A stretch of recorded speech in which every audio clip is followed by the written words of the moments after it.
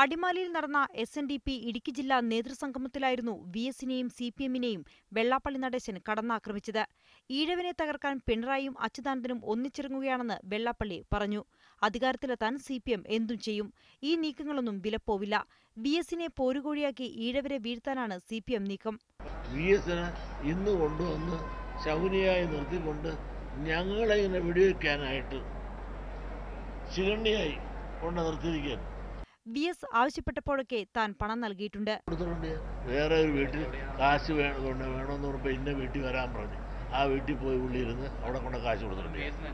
അവനല്ല അല്ല തിരുവനന്തപുരത്ത്. KPCC അധ്യക്ഷൻ VM സുധീരനെയും വെള്ളാപ്പള്ളി രൂക്ഷമായ ഭാഷയിൽ വിമർശിച്ചു. ആ VS കോൺഗ്രസ് പോലും വേണ്ടാത്ത ഒരു നിഷ്ഠജീവിയല്ലേ. ആ ആളല്ല ആർക്ക് വേണം?